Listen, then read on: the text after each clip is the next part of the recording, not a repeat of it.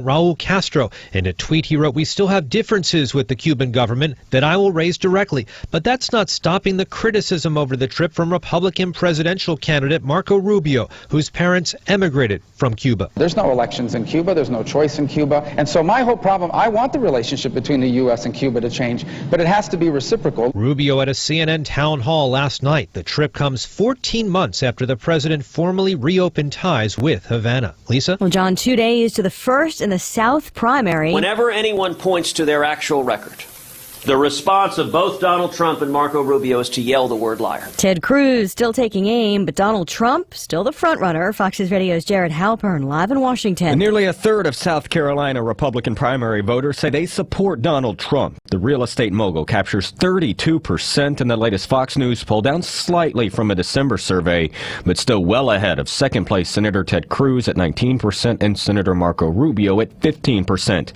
No one else hits double digits. Jeb Bush and Dr. Ben Carson each have 9%. Trump leads among self-described evangelical Christians, veterans, and whites with and without college degrees. Still, nearly 4 in 10 South Carolina Republicans say they would never support Trump. Lisa. Meantime, Jared Bernie Sanders has the highest favorability rating of any candidate in a new national Quinnipiac poll. And in head-to-head matchups, Sanders beats Trump, Cruz, Rubio, Bush, and Kasich, while Hillary Clinton would only have the edge over one Republican candidate, Donald Trump, and only by 1%. Fox News Radio, fair and balanced. I'm Jeremy. And I'm Chris with Home Comfort. When we say the one to call, the one means no matter what the problem. From security lighting, generator systems, panel changeouts, service upgrades, with technicians available 24/7. Or HVAC, from routine cleanings to breakdowns. Home Comfort's an independent American Standard heating and air conditioning dealer. So our highly skilled technicians will ready your house for any season. Make one call to 541-345-2838. Home Comfort, the one to call. My biggest concern was my daughter's safety. I wasn't going to invite people over when I saw what their homes looked like. I didn't know where I was going to go, what I was going to do. We're in darkness, but there's always a little bit of light, and if people help, the light becomes greater. Just walking into that house was the beginning of a different life. Because of this house, I'm home. You can change the lives of families in your community and around the world. Join us. Habitat. We build. Street off to a mixed start. Fox Business Network's Adam Shapiro is live at the New York Stock Exchange. Lisa, mixed and trending down. The S&P 500's gone negative, and the Dow Jones Industrial Average is about to go negative. It's only up 4 points. We were up higher earlier this morning. Oil is still climbing. Oil is above $31.40 and change, although it's pulling back just a slight bit. One of the stocks that disappointed, Walmart, their earnings unimpressive to Wall Street. Their guidance for the year, however, is what disappointed, and that stock is down today about 5%. Lisa? Thanks, Adam. A Syrian man who entered Turkey as a registered refugee in 2014 is now believed to have been the suicide bomber who attacked military personnel in Turkey yesterday, killing at least 28 people. Turkey launching airstrikes on Kurdish rebels and blaming Syrian Kurdish militias for the attack. The main Kurdish militia in Syria denies it. A veteran's lawsuit against an Oscar-winning film is tossed out by an appeals court, citing the First Amendment. The Ninth Circuit Court of Appeals has ruled against an Iraq war veteran, saying his lawsuit against the film The Hurt Locker and its portrayal of an Army bomb squad would violate the U.S. Constitution. How many bombs have you disarmed? 873. 873. You're a wild man, you know that? Master Sergeant Jeffrey Sarver claimed that writer Mark Bowles' research for an issue of Playboy, which ultimately became the film, defamed him, alleging the main character was based on his life. In Wednesday's ruling, the judge wrote, "In sum, The Hurt Locker is speech that is fully protected by the First Amendment." Michelle Polino, Fox News. A woman with a history of sneaking aboard airplanes is under arrest again in the Chicago area. 64-year-old Marilyn Hartman, due back in court today, picked up yesterday at an airport shuttle center for O'Hare. Hartman has tried numerous times in recent years to board planes without a ticket, succeeding at least once. I'm Lisa Brady, Fox News Radio.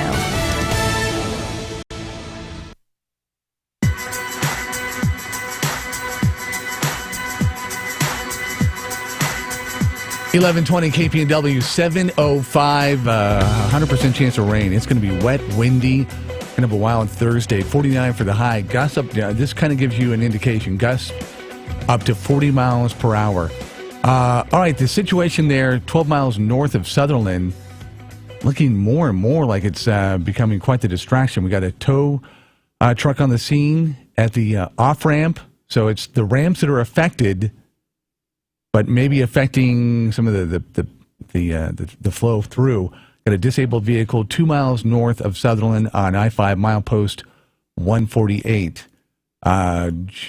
Looks like Albany has some situations, and we'll tell you about Woodburn, I-5 271. There's a crash there as well. So things a little bit wily on I-5, the corridor. Be careful out there as you negotiate. We've got news coming up here in just a matter of moments. We're going to check on the legislature, also some local area stories, including a combination Eugene Kaiser police arrest. Those stories and more are coming up, brought to you by Burrito Amigos. And also coming up, Michelle Fiore and Mike Arnold, two folks in the middle of what was going on over in the Malheur National Wildlife Refuge, and two folks in the middle of bringing that standoff to an end. That's coming up here on the Wake Up Call in the 7 o'clock hour. In the morning, when you're on the run, stop and eat at Burrito Amigos. One of Burrito Amigos' little-known facts is that you can get the Burrito Amigos breakfast platter. Once you've ordered it, you need to start making decisions. Are you going to have bacon, link sausage, chorizo, or chili verde? And how are those eggs going to be cooked? Over easy, scrambled, kind of hard, sunny side up, or some other way? Then you wait a minute or so, and it's all served up with potatoes, cheese, beans, and corn tortillas. Once someone smiling delivers the Burrito Amigos platter, it's breakfast on. It's a quick, tasty, inexpensive sit-down meal. It's only $7.50, or do it meatless for $6.50 if you want to get all vegetarian first thing in the morning. Since their name is Burrito Amigos, a big old breakfast burrito isn't out of the question, with your choice of bacon, sausage, chorizo, machaca, or huevos rancheros in junior or adult size. As Burrito Amigos' biggest fan, I vote adult, the large one. It holds more bacon. Burrito Amigos in Springfield and Eugene. Stop and eat breakfast. I'm Bill London, Burrito Amigos fan, and I approve this message. It's about time someone put the beer in root beer. Introducing Best Damn Root Beer. Aged over real vanilla beans, this easy-drinking hard root beer delivers a timeless classic that's been reinvented for the 21 and over crowd. New Best Damn Root Beer from Best Damn Brewing Company. Brews you can swear by. Now that's Best Damn. Enjoy responsibly. Best Damn Root Beer Ale. Best Damn Brewing Company, St. Louis, Missouri. Are some rooms hot while others are cold? Is mold an issue? I'm Josh from Josh Lowe's Dr. Energy Saver. We'll provide a free home comfort and energy evaluation. Find the causes of these problems and fix them. Call Josh Lowe's Dr. Energy Saver today at 248-1173. That's 248-1173. Or online at OregonEnergySaver.com. Josh Lowe's, Dr. Energy Saver. We fix uncomfortable homes.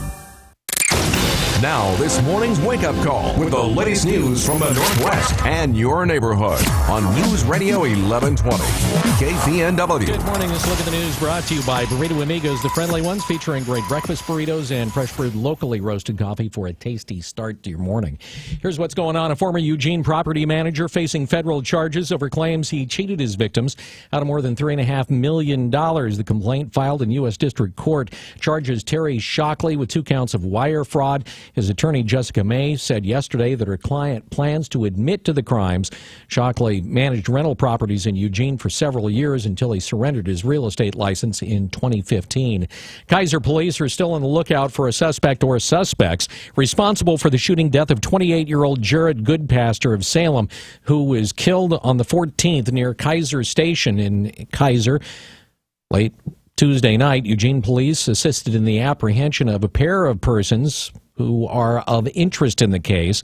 They were in a Eugene home near Barger and Terry. The individuals, which there were 2 male adults last night that were taken into custody in Eugene, are individuals that the Kaiser Police Department was interested in speaking to with regard to our ongoing homicide investigation. Deputy Chief Jeffrey Coons of the Kaiser Police Department says both men are not wanted for the shooting, but were brought in for questioning. One of them tried to flee on foot. That led the Eugene Police Department to send out a warning digitally to about 1,000 residents in the area that they were pursuing a potentially armed suspect. The warning told residents to remain inside. Police were able to capture the individual with the help of a canine unit. Both were booked on unrelated warrants. No word as to what those warrants were or if the men provided any credible information. One of the men who stopped a terrorist on a French train last year has been honored by his home state. Bradford reports Governor Kate Brown gave Alex Skarlatos the state's Distinguished Service Award. Oregon Governor Kate Brown says National Guard Specialist Alex Skarlatos risked his own life when he and 2 other men stopped a terrorist on a French train. She described him as being strong, smart, kind, and Motivated by compassion and terribly, terribly brave. Brown says Skarlatos was performing on Dancing with the Stars when the shooting happened at Umpqua Community College. He left the set and returned to his hometown of Roseburg. To me, that speaks volumes about his character and his deep sense of duty. Skarlatos had been a student at the school, and if he wasn't on Dancing with the Stars, he said he likely would have been at the school when the shooting happened. Brad Ford, KPNW. A federal grand jury in Nevada has indicted Cliven Bundy and 4 others on 16 charges related to an armed standoff near his ranch in 2014, dealing with unpaid grazing fees. The rancher was arrested February 10th in Portland, where his sons, Hammond and Ryan Bundy, are jailed and accused of organizing the occupation of Malheur National Wildlife Refuge. They demanded that public lands be turned over to locals. Hammond and Ryan Bundy, along with Ryan Payne and Peter Santilli, were also indicted Wednesday.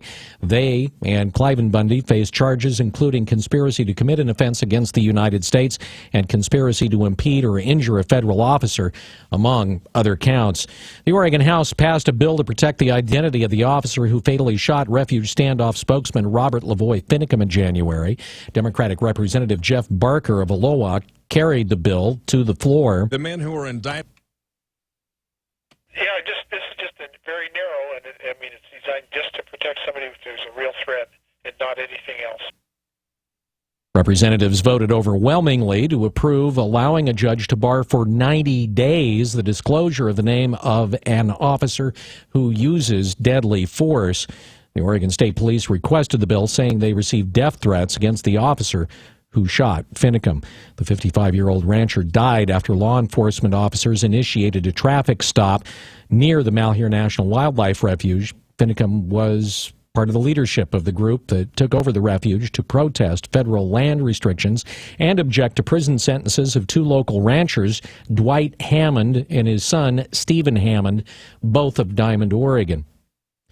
Well, 3 men have been indicted in a major federal tax fraud scheme that targeted Oregon. Brad Ford has that story. The men who were indicted are from Maryland and Georgia, but they targeted taxpayers in Oregon and several other states. They obtained the personal identification information for 250,000 taxpayers, and they filed over 2,900 false federal tax returns. They tried to collect $25 million in fraudulent tax money. They were able to get about $4.7 million before their scheme was discovered. The Federal Trade Commission says Oregon is 3rd in the nation for identity theft. I'm Brad Ford, KPNW. And the Oregon economic indicators for December are in, and according to Tim Dewey, the senior director of the Oregon Economic Forum, things are improving. Employment in most sectors has been improving. The labor force has tended to be growing. And unemployment here has fallen as well. In other places, the housing market has been very strong. Residential sales have been fairly high. According to Dewey, a part of the housing market is an area of concern. New home construction just hasn't quite kept up to that sales pace. According to Dewey, the economic activity across the state is consistent with the pace typically experienced during an economic expansion. It's 7:14. This look at the news brought to you by Burrito Amigos, the friendly ones on KPNW. Weather every 10 minutes during the wake-up call. Count on it. News Radio 1120, KPNW. To describe your Thursday in a couple of words, cloudy, wet, and windy with winds up to 25 miles per hour. Gusts up to 40 miles per hour. Top temperature 49 degrees. Rain continuing into tonight. Overnight dip down to 44 degrees with light at the end of the tunnel. A beautiful looking Saturday on the horizon. Hi, everybody. This is Don Essig with today's Motivational Minute, brought to you by Builders Electric, providing smart electrical service since 1960. Another one of those strange words in life is one we can change the meaning quickly with just a new prefix. Did you ever stop to think that the difference between ordinary and extraordinary is that little extra? Ordinary is just what it is. Nothing special, nothing exciting, just there, somewhere in the middle, hardly even noticed. But what happens to the ordinary when you add that little extra at the beginning? All of a sudden, the word explodes into extraordinary. How about throwing a little extra into your life today, and you too can be an extraordinary? This is Don Essig with today's Motivational Minute. I'll be back tomorrow. Until then, have a positive day. Today's Motivational Minute was sponsored by Builders Electric, voted the Register Guard's 2015 Reader's Choice #1 electrical contractor, providing positive service for over 55 years. That's Builders Electric, CCB 4296.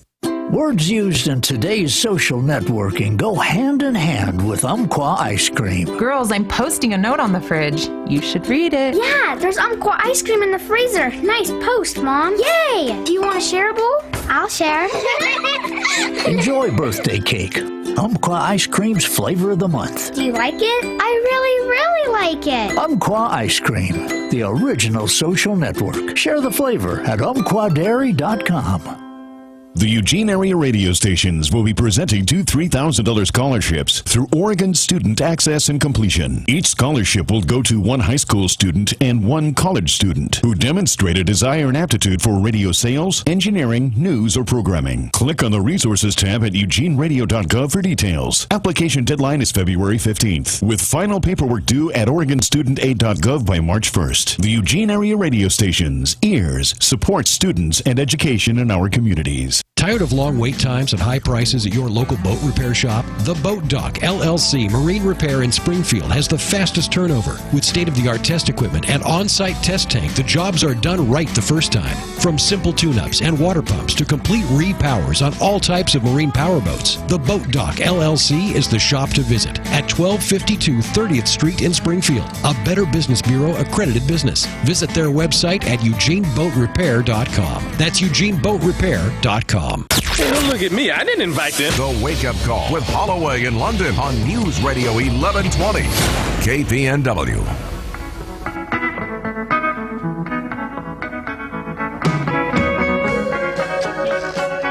News Radio 1120 KPNW. Thanks for being with us this morning on the Wake Up Call.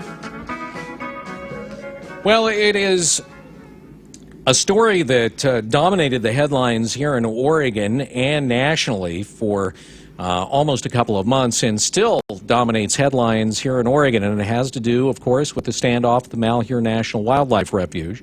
This morning we have some special guests on the Wake Up Call to talk about their part in bringing that standoff to an end and their ongoing roles in connection with the Bundy family and others that were at the Malheur National Wildlife Refuge. Joining us on the Wake Up Call this morning in the studio, it is Mike Arnold and Lissa Casey.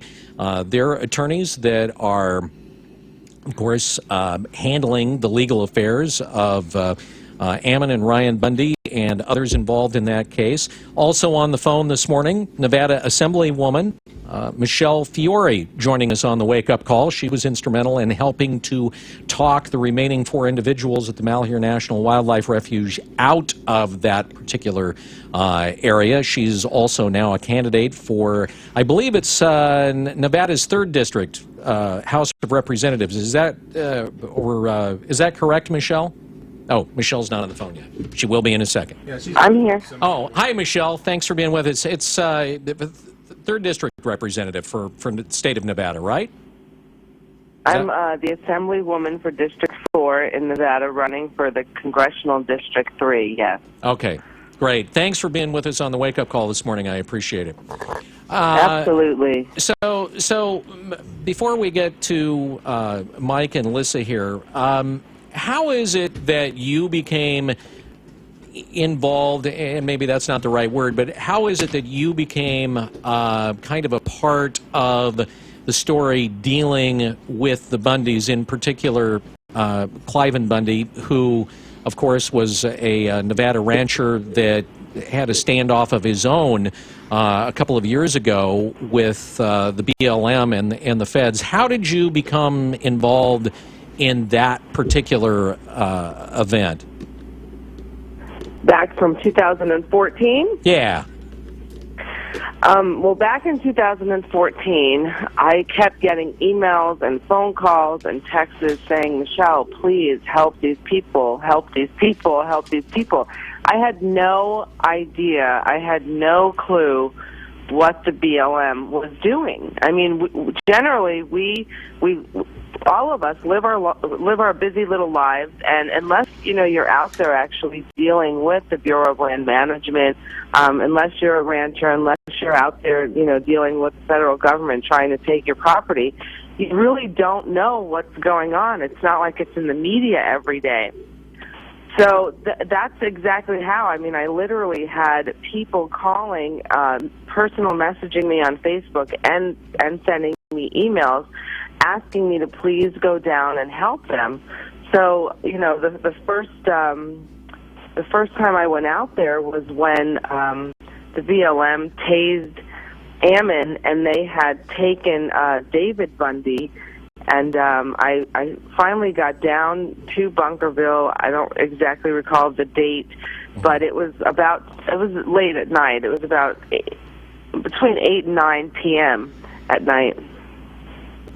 And was your first, I guess, meeting with the Bundys, correct? Yes, that was my first meeting. I met Ammon and I met David. I met some of their kids. I met. So that evening was the first time I met the Bundys. Okay, so in the meantime, what is it that you've learned about the way that the BLM handles these particular types of cases on federal lands, and what is it that you believe? For folks that are listening, there's a lot of folks here, at least in Oregon on the west side of the Cascades, that have no idea what goes on with ranches across the west, with BLM grazing lands and everything else. What is it that you learned that made you decide that you wanted to be very vocal in your approach to the BLM and the way that you believe that the BLM is involved in overreach?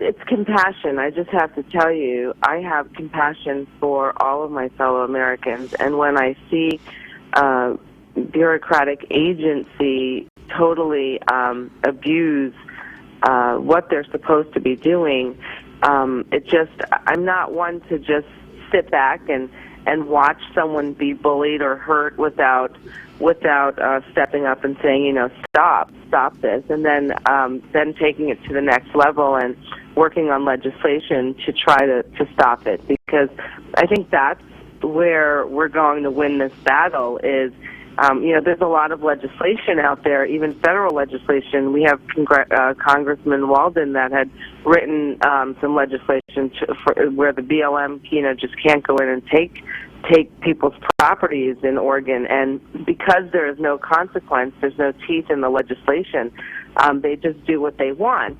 Now, ordinary citizens like you and I, if there's a law written and if we break it, there's a consequence. So I think that as a lawmaker, there has to be consequences because the federal government has to follow the law as well as you and I do. Okay, you said that the BLM is taking land away from residents.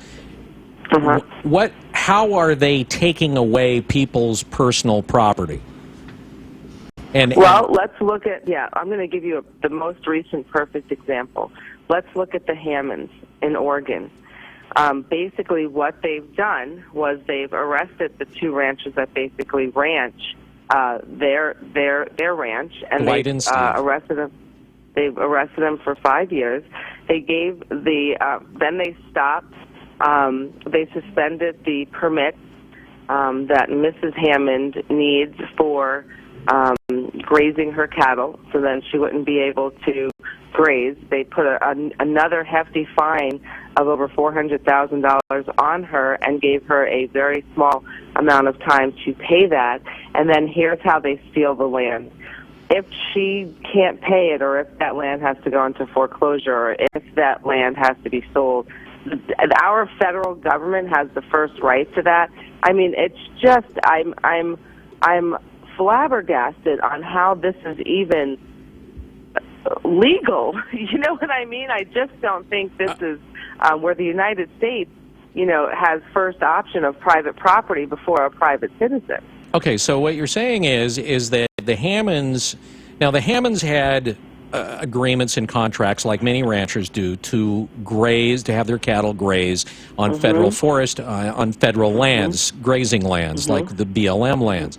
But what you're saying here is that specifically that the Hammonds own some property over there, and that part of the penalty was that they have to pay $400,000 to graze cattle on land that they specifically own, or is it land that they are currently leasing from the government? No. They have to pay $400,000 as a fine. What they did, I believe, was the federal government fined them.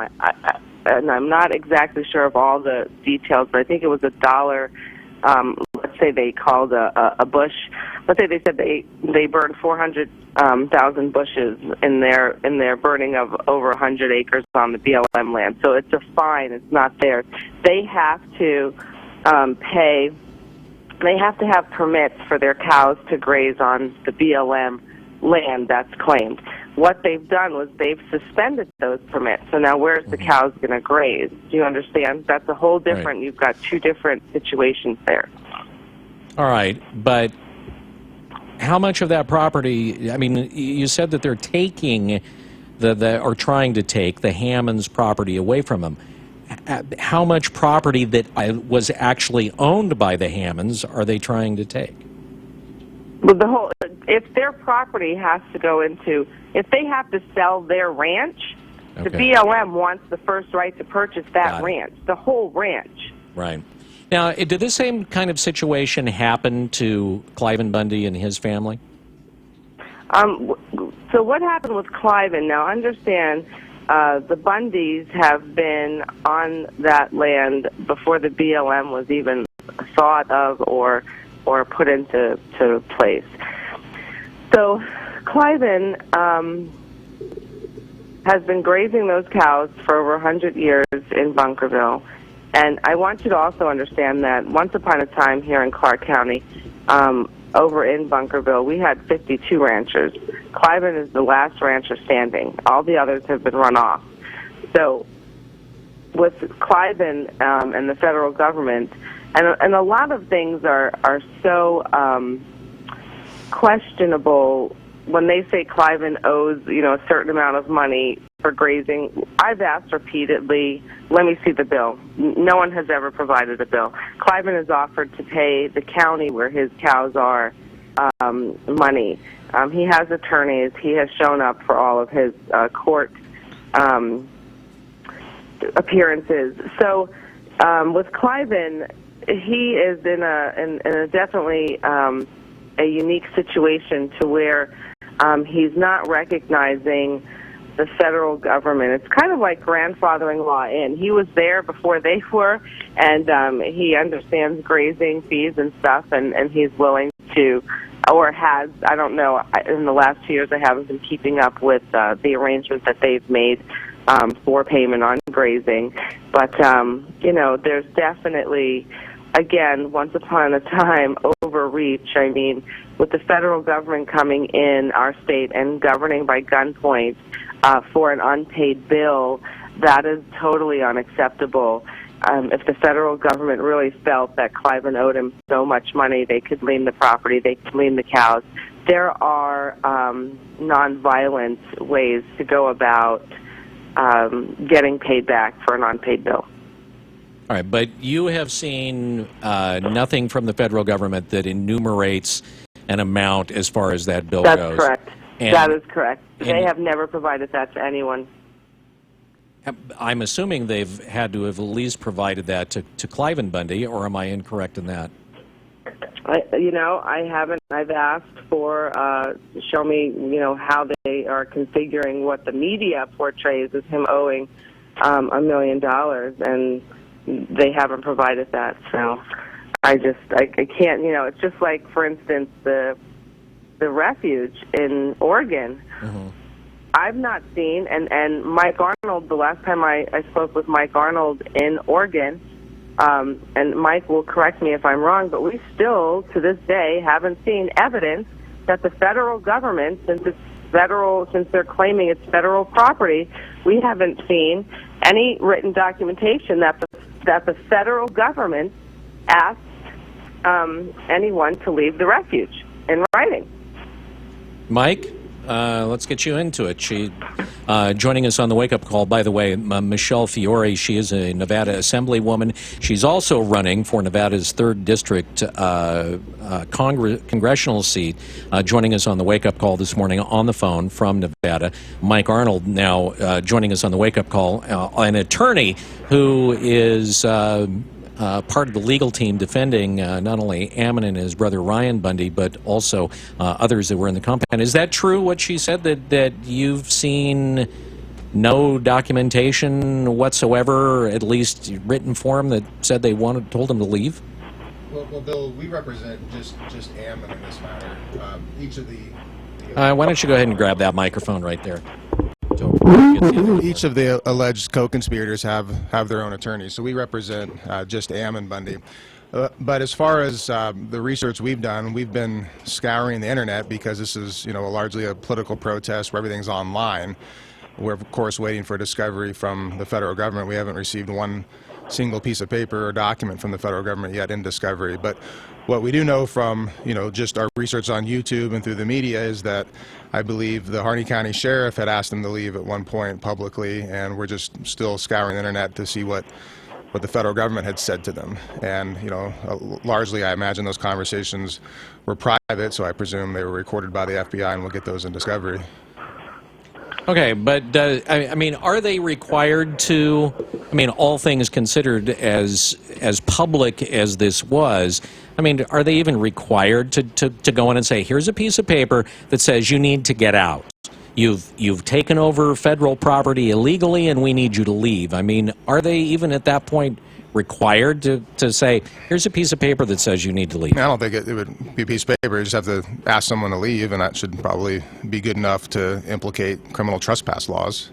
Okay, so they don't really need to give them any written documents that they need to leave. No, I think what Michelle means, we haven't yet seen any discovery about what the federal government said to them.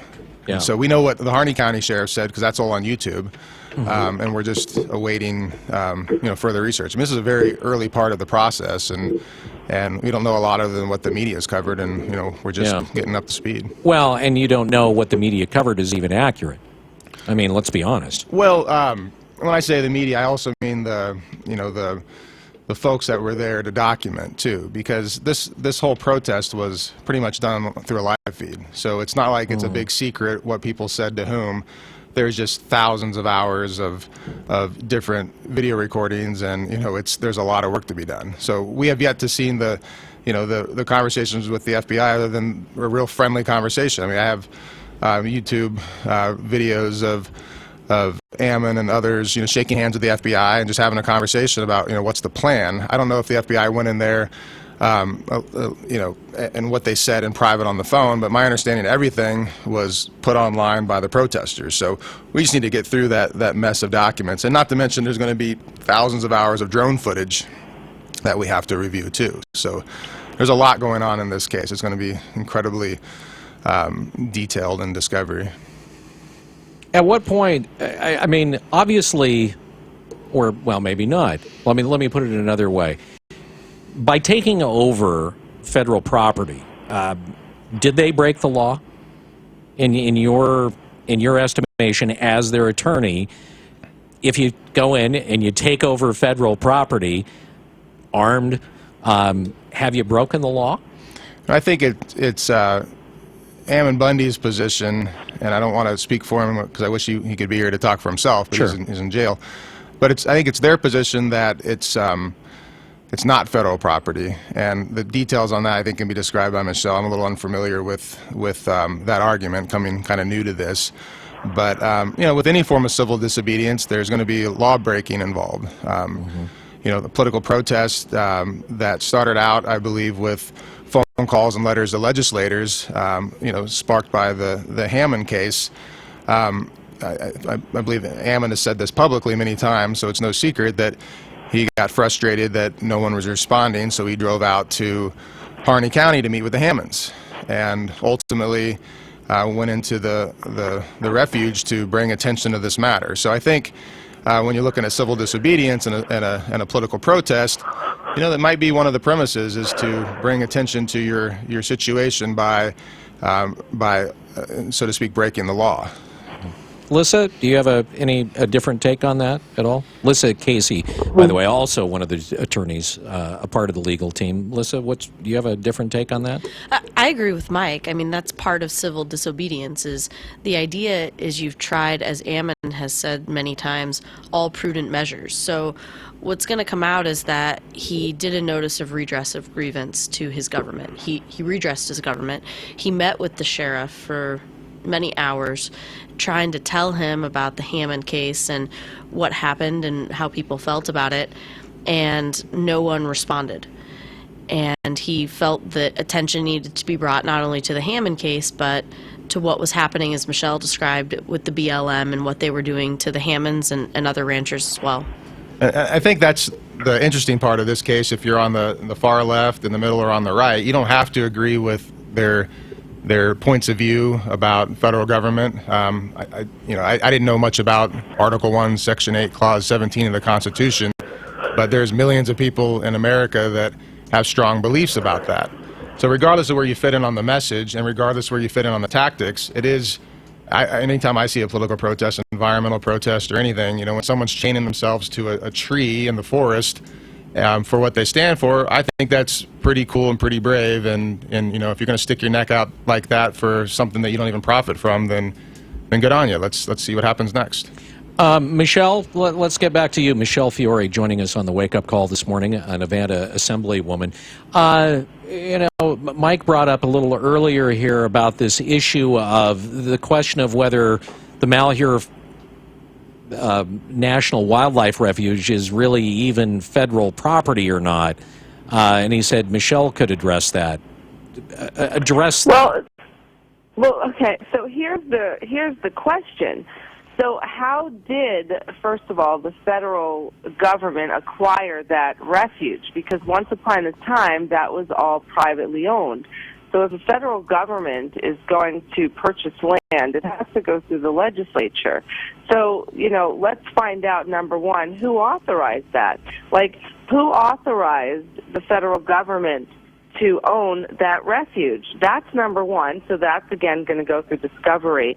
And then, as you had asked before, you said, you know, take over. The words that you used was, you know, do you think it was, you know, legal or illegal to take over the refuge? I just want to make sure that your listeners are crystal clear that there was no takeover. A bunch of cowboys and patriots went in the middle of nowhere, and I actually got to see where the middle of nowhere was when the FBI drove me up to the refuge in the middle of nowhere on Thursday morning. And there were hundreds of people coming and going, and there were press there. So I can guarantee you, knowing Ammon Bundy personally myself, that if the employees of the federal government went to the refuge to go to their office and to work, I can guarantee that there would have been no stopping anyone or impeding anyone from doing their job.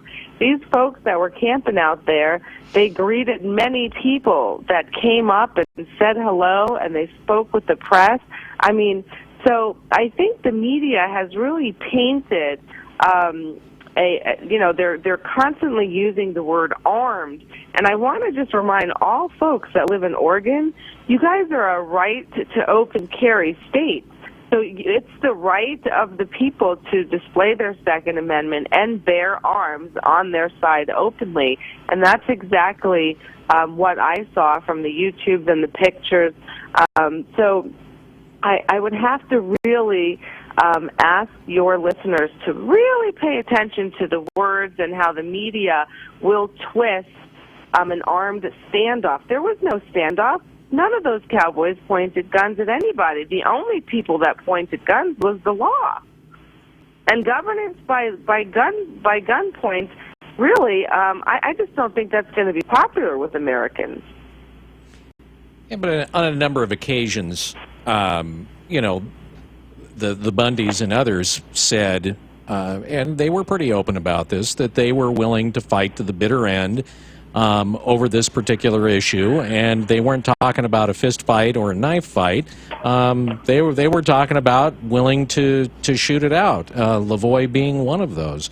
So it's not as though. But yes, I mean, it's not as though that they were just sitting there going, "Hey, we're just going to passively just be here." I mean, they were pretty clear on that. But see, they were. Yeah, but they were. So let's be really clear. They were very. People that came there. They greeted them. They shook their hand. They spoke to them. And so when you say, you know, they were, okay with having a gunfight. When you look at and you brought Lavoie up, Lavoie got out of the truck with his hands up and he was shot at. Lavoie didn't do any shooting. So understand, as an American, if someone is shooting you with a gun, you don't bring, a smile and a flag to a gunfight. You bring a gun to a gunfight. So, I mean, if no one pointed their guns at the law. So, I want you to understand that I believe Americans across America are basically saying, hey, if you shoot me, I'm going to shoot you back. Well, I think if They're you not put the, saying I'm going to shoot you. If you put the Lavoie thing... I've never heard that. If you put the Lavoie thing aside and you just listen to the words that were spoken, I think that's where you get their perspective. They are making if-then statements. They say if someone comes in shooting them, they'll defend themselves.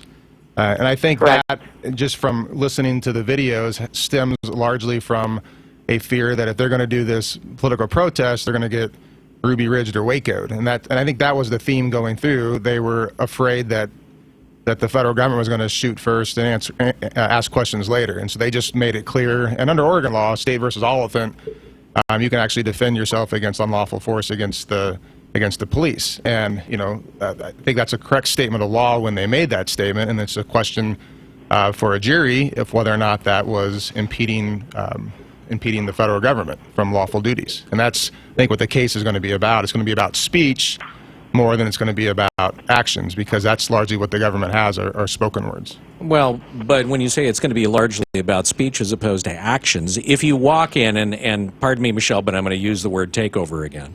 If you walk into what is deemed to be and I know you're going to have to go through discovery and all that, it'll be a part of it, but if you go into what's deemed federal property and essentially, take it over, or just walk in and say, okay, I'm going to be here for the next few months, the assumption is, at least for most people, that you are breaking some sort of law there. And when you bring weapons with you to do that, that's definitely going to lead, and I think reasonably so, most law enforcement people to get just a wee bit nervous. You talked about folks that chain themselves to a tree. Not many folks that have chained themselves to a tree or dangled from a bridge in Portland to stop an oil tanker, are armed. Yeah, and I think the way to analyze that is to look at the Bill of Rights. It's not the First Amendment or the Second Amendment. It's the First Amendment, Second, all the way on up. So our rights aren't mutually exclusive. Right. And whether or not exercising your Second Amendment right while exercising your First Amendment right to political assembly and First Amendment right to speech while the press is exercising the First Amendment right standing next to you on the federal property, that's a question for a jury, whether or not using those rights at the same time is inherently intimidating. And if a jury finds that is, and that's the way it'll be. And that's sort of the very unique question of law that this particular protest presented, and it's going to be a unique case for those reasons. Mike Arnold joining us on the Wake Up Call, Lissa Casey, and also Michelle Fiore on the phone from Nevada. We're going to take a short break. When we come back, the question is going to kind of turn as to how these individuals, two of them in the studio, one of them on the phone, actually came to be involved with bringing what was happening at the Malheur National Wildlife Refuge to an end. That'll be next here on the Wake Up Call, where it is 7:43. If you need to sell your home, listen up. Lars here to tell you about a real estate agent right in Lane County that takes the stress out of selling a home. I'm talking about Jeremy Parmenter of Keller Williams Realty. Jeremy has a marketing system for selling homes on a whole different level than anyone you're going to talk to in Lane County. Jeremy works with the top real estate developer in Oregon, and week after week, Jeremy attracts hundreds of buyers, which creates demand and helps your home sell fast and for top dollar. That's why Jeremy offers a home sale guarantee. If Jeremy can't sell your home at a price and deadline you agreed to, he'll buy it. Plus, it's risk-free. If he isn't doing his job after one day, you can fire him. But don't worry, you won't, because he outsells the average agent 8-1. If I needed to sell my home and lived in Lane County, I'd call up Jeremy. Call Jeremy today at 541-255-5685. That's 541-255-5685. And start packing. Northwest Alternative Health Eugene's premier medical marijuana clinic has a new location. Yes, we've moved to 1675 West 11th Suite B on the corner of 11th and Chambers. Having a medical marijuana card gives you exclusive access to medicine otherwise not available for recreational users, lower prices at the dispensaries, and higher limits for possession and growing. To get your card, drop by our new location or give us a call at 888-920-6076 or visit us online at ommpcard.com. Wildfires, hurricanes, tornadoes, earthquakes, a crashing economy. Are you ready? At best, your local stores have a 3-day supply of food. Will your family have to fight over what's left? Are you willing to gamble your family's safety that it'll never happen to you? Be wise and be ready with 25-year shelf life Wise Food Storage. Wise Food Storage provides affordable, ready-made gourmet meals with a super long 25-year shelf life. Meals like pasta Alfredo, cheesy lasagna, breakfast, dessert, drinks, and snacks. Just add water and your family is eating delicious food instead of fighting for scraps in a food riot. Try it free. Order a no-obligation free sample meal delivered right to your front door. And for a limited time, get a 10% discount and free shipping on all orders. Once done, you're set for 25 years. Be wise and be ready with Wise Food Storage. Call for your free sample now. 800-775-9353. 800-775-9353. 800-775-9353. The Wake Up Call with Holloway in London on News Radio 1120 KPNW. Welcome back to the Wake Up Call this morning. Resetting, Mike Arnold, Lissa Casey joining us in studio. They are defending Ammon Bundy in the situation, of course, that occurred over in Harney County. Michelle Fiore, she is a Nevada Assemblywoman who is also running for Congress. Joining us on the Wake Up Call, Michelle Fiore probably first became known to Oregonians when this standoff was, or what's being called a standoff, was coming to an end with 4 remaining occupiers over there at the Malheur National Wildlife Refuge. So let's. As I said, going into the last commercial break, let's talk about how these people came to be involved in this. Mike, Lissa, and I'll let whichever one of you wants to pick this up. How did you even come to be involved with Ammon? How did you even come about being his defense attorney? Well, I actually drove out to the refuge while they were out there with another attorney from our firm, Brian Boonder. And we approached Mike and said, we want to help try to bring this to a peaceful end somehow. And so Mike said, sure, just make sure you have a pickup truck over the pass. So we said, okay. And we talked with Ethics Council about how to approach them to try to bring this to a peaceful end. And we determined that would be through a letter. So we drove out, and I showed up with Brian, and we shook Ammon's hand. We're only able to talk to him for less than 5 minutes. And after that, after everything happened, we were retained at the morning of his first court appearance. Okay, so you gave him a letter. We did. Did you? What did the letter say? Well, it essentially said that, we can give you pro bono legal advice over the next couple of weeks at our, if we're available. So give us a call if you have any questions. if something else happened and we're not available, then obviously we can't help. We didn't want to be committed to being there for the long haul at that point, because we just noticed that there weren't any attorneys out there, and it seemed like a group of people that were head to head with the federal government, making these claims that were largely of a constitutional nature, may want to ask some legal questions. So if that could help diffuse the situation through words and research, then that seemed like a good solution. And ultimately, once everything came to a head last week, there was, Ammon had asked for a call to action for legislators, and Michelle answered that call. And then ultimately, the day before the occupation came to an end, I got asked by Michelle to contact the FBI to make an offer to basically walk the remaining 4 people out.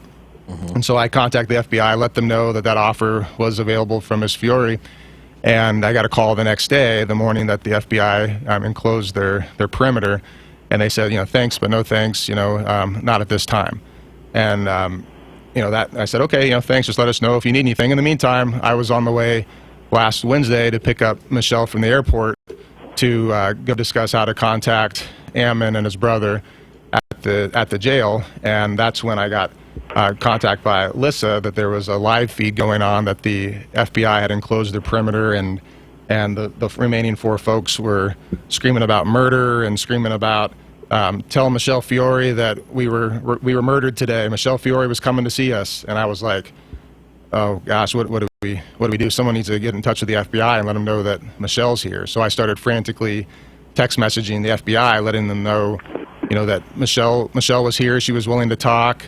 Could someone tell the folks at the refuge that they don't need to be armed, that they can end this peacefully? Can you please? I was just pleading for the FBI to say that Michelle was willing to help, because they were asking for Michelle Fiore, and I was like, well, I'm picking her up, and I've got one assemblywoman in a truck. Maybe we can do something about it. Michelle, why don't you pick up the story there? Oh, well, I have to tell you, Mike is not giving himself credit. I kid you not. You are sitting with a superhero in your studio. Mike is definitely a superhero. So Mike, when he tells you he's frantically calling folks, I was in the air. I was, in the airplane. And you know how when you're landing, your phone will start, blowing up? Yeah. So my phone's blowing up, and I answer the phone, and it's Mike, and he's telling me I got to call into the refuge because Lissa, there's a live stream going on, and at the same time, Representative Matt Shea is texting me an encrypted phone number to call, and so I had a Sharpie, so I just took the Sharpie and I wrote on my wrist the phone number. Was a 509 number, and come to know, and it was Gavin's signed number to patch us into the refuge. And so I was going to Portland, Oregon to meet with a bunch of legislators and to figure out with Mike Arnold how to talk with the prisoners, especially Ammon, and find out how they were, what they were doing, what's the plan of action. So it was basically we were all going to Portland to legislatively figure out this call to action that Ammon had put out. And so when I got patched in with Gavin, and Gavin patched me into the call, as I'm speaking to Sean and Sandy and David and Jeff, I'm on the aircraft, like I'm struggling to get my overhead luggage out of the overhead bin, and my battery is dying. So I get off of the plane. I'm in the back row because the back row had open seats, and I just wanted to be in the back row on my computer and just typing up some Word documents. So as I get off the plane, I plug the phone in really quickly just to give me enough juice to make it to passenger pickup where Mike Arnold is supposed to meet me. So by the time I get to passenger pickup, and now I'm outside and I'm looking for Mike Arnold, and Nathan, who's Gavin's brother, asks me where I am, and I said I'm at passenger pickup Island 1, and I'm saying this on the live feed. So the media hears our location.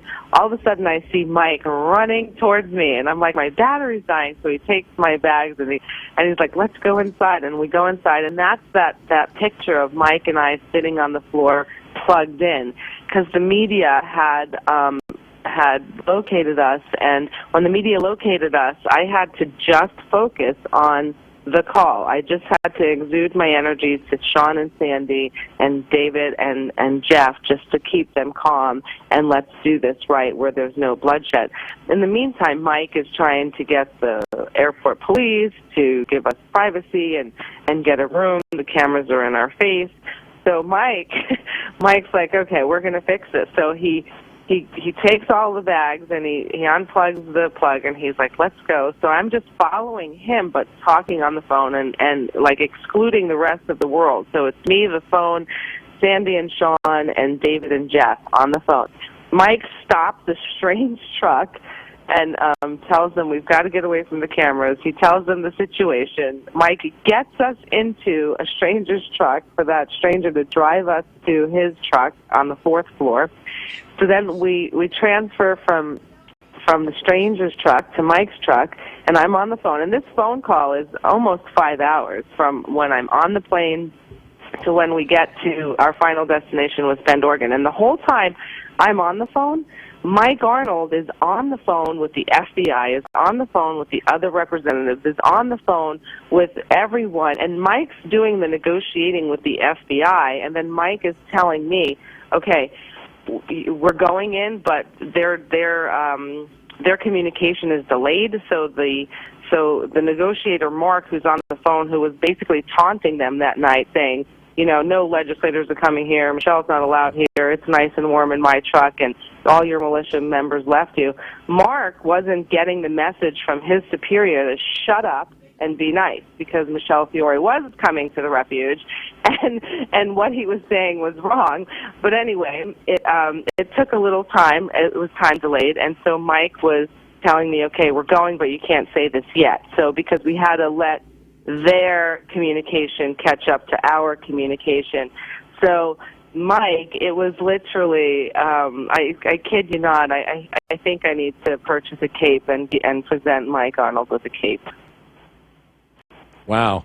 I want to see you in the cape. I want to see you in the cape and the tights, Mike. I want to see the utility belt, and I want to see the M in the middle of your chest. Obviously, you have a fan here, Mike.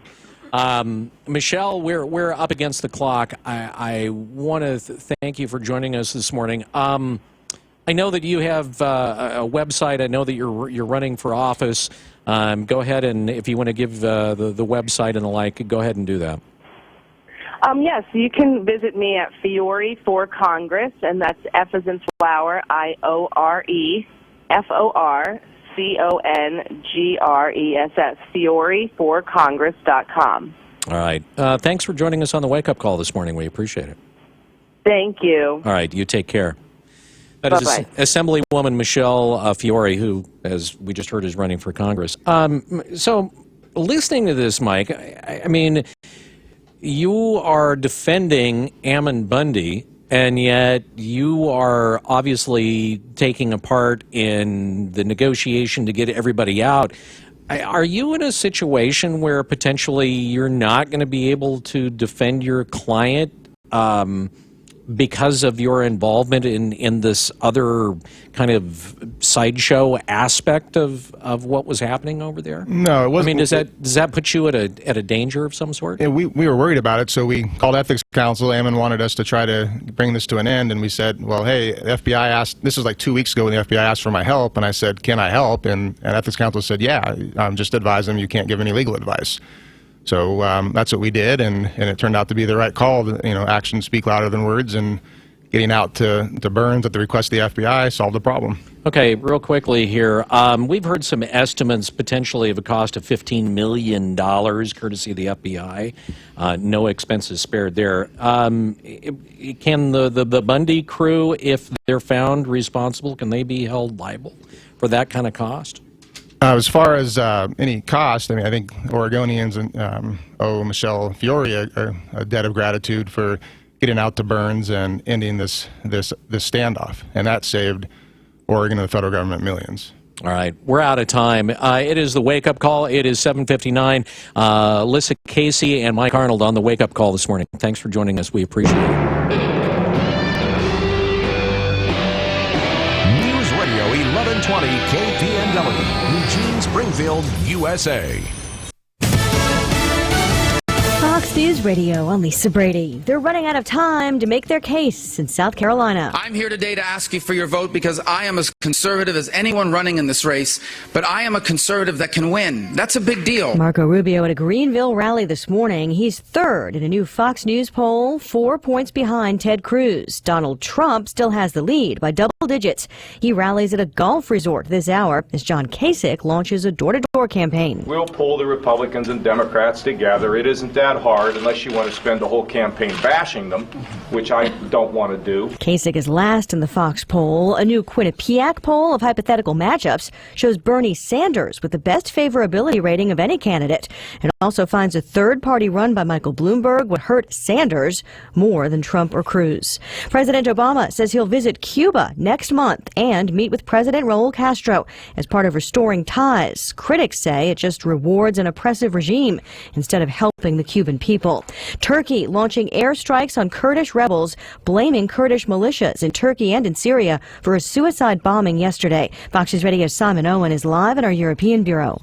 Lisa, the attack in the Turkish capital, Ankara, killed 28 people, a car bomber targeting military buses. Turkey's Prime Minister promising strong retaliation and blaming the blast on Syrian Kurdish militants, who he says were working with Turkey's outlawed Kurdish rebel group, the PKK. Neither group has claimed responsibility. Turkey has been pressing the US to cut off support to Syrian Kurd militias, calling them terrorists. But those same groups are key to American efforts to fight ISIS. Lisa? Simon, 3 more countries flagged as areas of concern for the U.S. visa waiver program. People who've traveled to Somalia, Yemen, and Libya in the past 5 years will face restrictions. Fox News Radio, fair and balanced.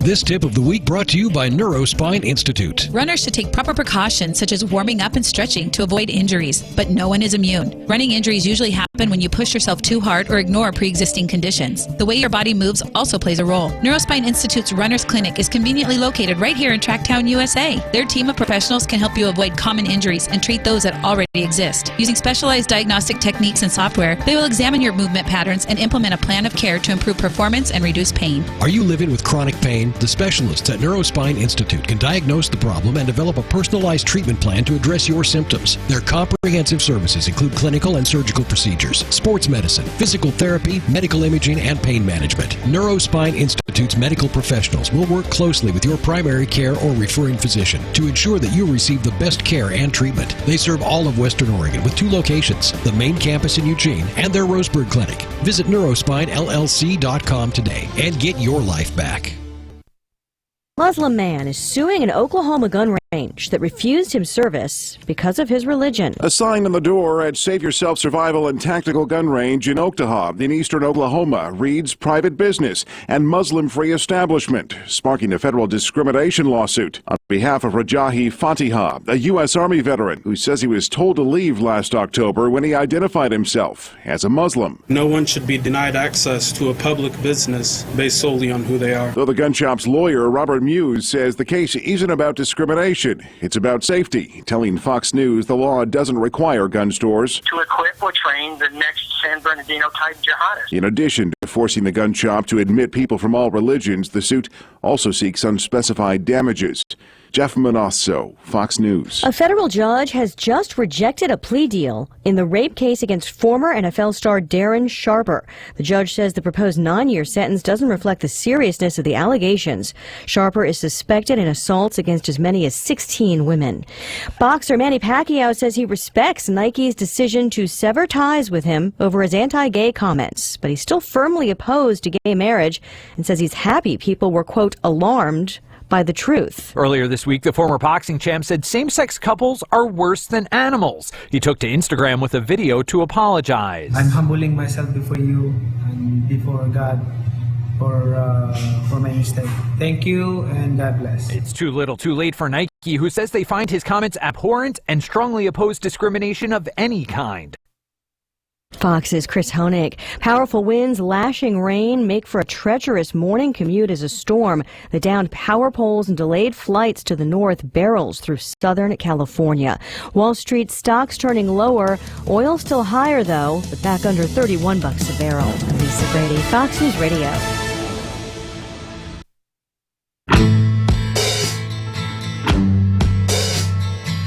Radio 1120 KPNW 805 with some wet, windy conditions today. High of about 49 degrees. We're at 46 right now.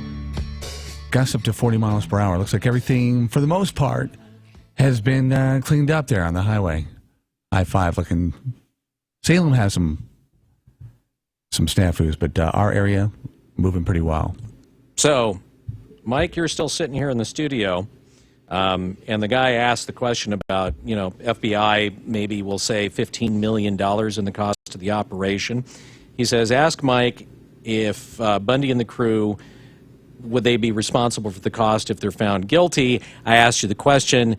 You kind of dodged it because we were out of time. And he even wrote back, dodged that one. So if they were to be, or if Ammon was to be found guilty and the FBI is able to prove, and I don't know what the amount is going to be. Let's just say hypothetically $10 million is what the feds say.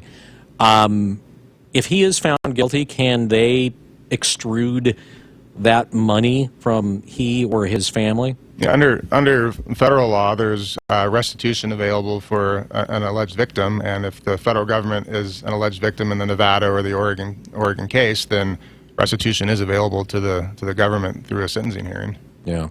One final question. We talked about this off the air, and we got a couple of emails. People were asking the same thing, and it has to do with you've got all of these different defendants that are out there. Your defendant is Ammon Bundy, you and Lissa.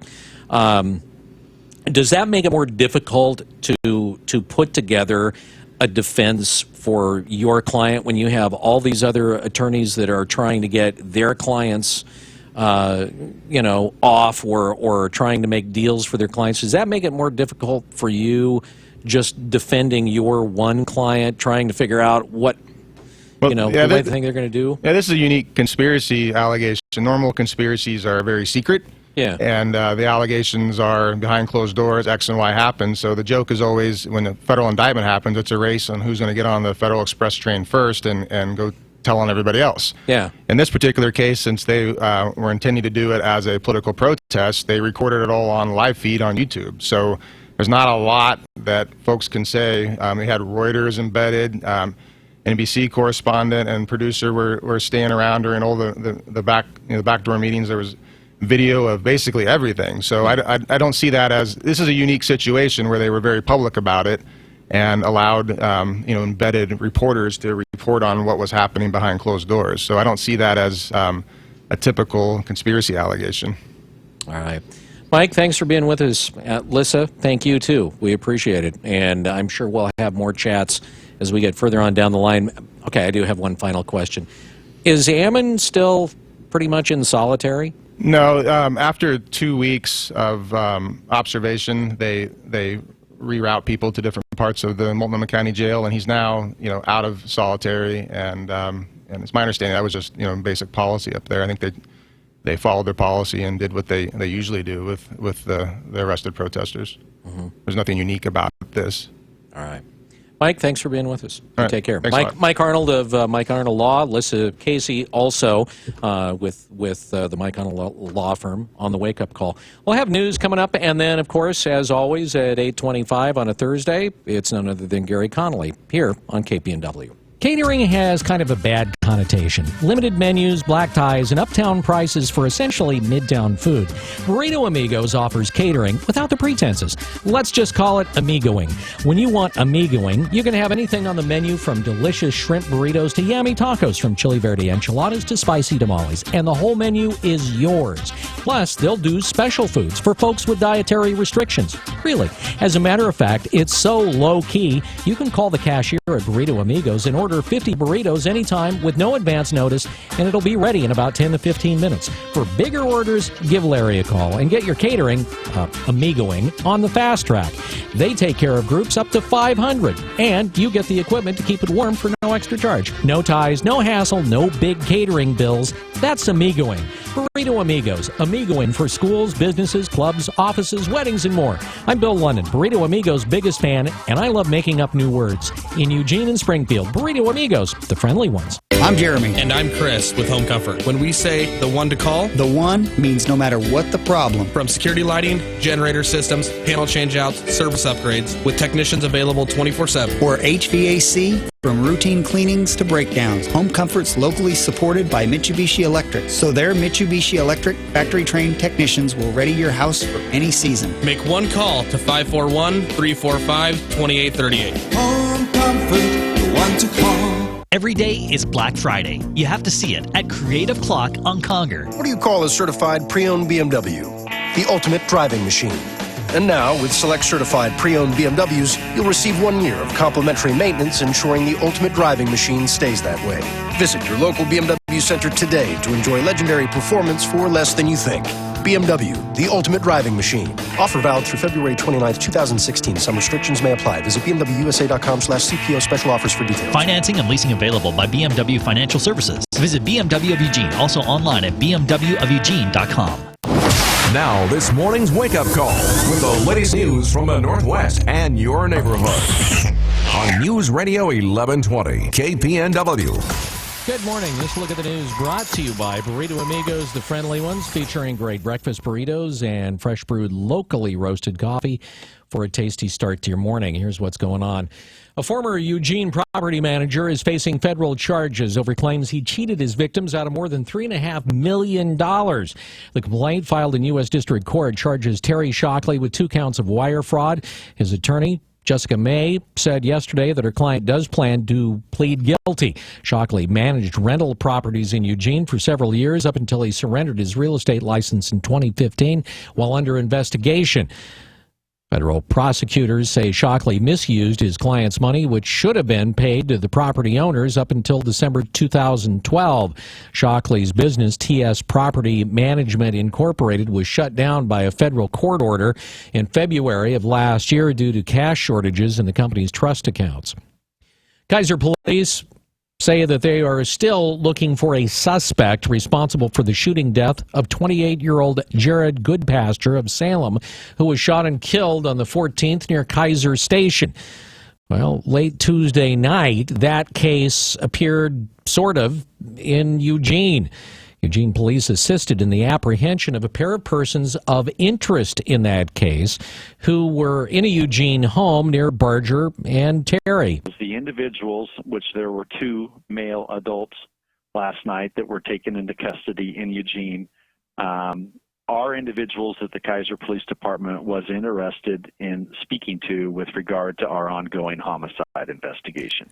A federal grand jury in Nevada has indicted... Wrong story. Deputy Chief Jeffrey Coons of the Kaiser Police Department says that both of the men were not wanted for the shooting, but were brought in for questioning. One of the men fled on foot, and Eugene police sent an automated warning out to about 1,000 residents in the area that they were pursuing a potentially armed suspect. The warning told residents to remain inside. Police were able to capture the individual with the help of a canine unit.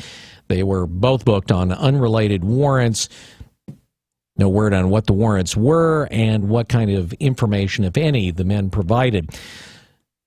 Well, one of the men who stopped a terrorist on a French train last year has been honored here in his home state. Bradford reports Governor Kate Brown has given Alex Skarlatos of Roseburg the state's Distinguished Service Award. Oregon Governor Kate Brown says National Guard Specialist Alex Skarlatos risked his own life when he and 2 other men stopped a terrorist on a French train. She described him as being strong, smart, kind, and motivated by compassion and terribly, terribly brave. Brown says Skarlatos was performing on Dancing with the Stars when the shooting happened at Umpqua Community College. He left the set and returned to his hometown of Roseburg. To me, that speaks volumes about his character and his deep sense of duty. Skarlatos had been a student at the school, and if he wasn't on Dancing with the Stars, he said he likely would have been at the school when the shooting happened. Brad Ford, KPNW. Well, dovetailing with our interview in the last hour, a federal grand jury in Nevada has indicted Cliven Bundy and 4 others on 16 charges related to an armed standoff near his ranch in 2014 over unpaid grazing fees. The 69-year-old rancher was arrested in Portland on the 10th, where his sons Ammon and Ryan are jailed and accused of organizing the occupation of the Malheur National Wildlife Refuge. They demanded that public lands be turned over to locals. Ammon and Ryan, along with Ryan Payne and Peter Santilli, were also indicted yesterday. They and Cliven face charges including conspiracy to commit an offense against the United States and conspiracy to impede or injure a federal officer, among others. The indictment alleges counts of criminal forfeiture that would require the seizure of property totaling $3 million. The defendants are currently in custody in Portland. The Oregon House has passed a bill to protect the identity of the police officer who fatally shot and killed Robert Lavoy Finicum in January. Representative Jeff Barker, a Democrat from Aloha, carried the bill to the floor. Yeah, this is just very narrow, and it's designed just to protect somebody if there's a real threat and not anything else. Representatives voted overwhelmingly to approve allowing a judge to bar for 90 days the disclosure of the name of an officer who uses deadly force. The bill will go to the Senate for consideration. Oregon State Police requested the bill, saying they received death threats against the officer who shot Finicum. The 55-year-old rancher died after law enforcement officers initiated a traffic stop near the Malheur National Wildlife Refuge. Finicum was a leader in the group that took over the refuge to protest federal land restrictions and object to the prison sentences of a pair of local ranchers, Dwight Hammond and his son Stephen Hammond. Some say the bill will protect officers from public scrutiny. 3 men have been indicted in a major federal tax fraud scheme that targeted Oregonians. Brad Ford has that story. The men who were indicted are from Maryland and Georgia, but they targeted taxpayers in Oregon and several other states. They obtained the personal identification information for 250,000 taxpayers, and they filed over 2,900 false federal tax returns. They tried to collect $25 million in fraudulent tax money. They were able to get about $4.7 million before their scheme was discovered. The Federal Trade Commission says Oregon is third in the nation for identity theft. I'm Brad Ford, KPNW. The Oregon economic indicators for December are in, and according to Tim Dewey, the senior director of the Oregon Economic Forum, things have been mostly positive. Employment in most sectors has been improving. The labor force has tended to be growing, and unemployment has fallen as well. In other places, the housing market has been very strong. Residential sales have been fairly high. According to Dewey, part of the housing market, though, is an area of concern. New home construction just hasn't quite kept up to that sales pace. According to Dewey, the economic activity across the state is consistent with the pace typically experienced during economic expansions. Oregon Senate President Peter Courtney suspended all but the most basic chamber business yesterday to mourn the death of Seathan Charles Sprague, the oldest son of Senator Brian Boquist and his wife Peggy. The Oregon State Senate in mourning meets to try in some way lessen their pain and suffering. The 31-year-old Navy vet died last Tuesday. Courtney didn't mention the cause of death, but said that Senator Boquist told him that his son never recovered from years at war. The Oregonian reported that senators learned the death was a suicide. Tyee Road is closed at milepost 6 near Umpqua due to a rock slide. Over 600 people use that road every day. Rob Paul with Douglas County Public Works says there are some behemoths blocking the road. It was about 40 feet by probably 20 to 30 feet high. Just one rock that was that size, and there was actually 3 of them there. So what do you do when you have 3 house-sized boulders? You blow them up. We've been drilling holes in the rock and getting ready to put some dynamite in there and make that big rock into some smaller pieces. The folks at Douglas County Public Works expect the road to be boulder-free and reopen sometime on Saturday. Researchers at Oregon State University are a step closer to learning why hatchery-raised fish, make that salmon, don't reproduce very well in the wild. Brad Ford has that story. Scientists have known there's a problem with hatchery fish mating with wild fish, but they didn't know the cause. There's a lot of circumstantial evidence showing that it's a genetically based effect, but now we can actually see the changes at the DNA level. OSU biology professor Michael Blauen says they have seen how incredibly fast the DNA in steelhead changes when they're raised in a hatchery, and it adversely affects how they live. This new information could lead to changes in hatcheries. We could change the way hatcheries operate and perhaps create hatchery fish that are more like wild fish. Their research was published in Nature Communications. It was a joint effort with OSU and the Oregon Department of Fish and Wildlife. I'm Brad Ford, KPNW. We're number one. Preliminary estimates out from the National Safety Council indicate that U.S. motor vehicle deaths rose 8% in 2015. That's the largest increase in about 50 years. However, Oregon's jump was 3 times larger. We lead the nation now in, yes, vehicular death. The National Safety Council estimates 38,300 people were killed on U.S. roads. 4.4 million were seriously injured, meaning 2015 was likely the deadliest driving year since 2008, maybe ever. Over the last year at the state level, the National Safety Council estimates that Oregon saw a 27% increase in vehicular fatalities. We're number one.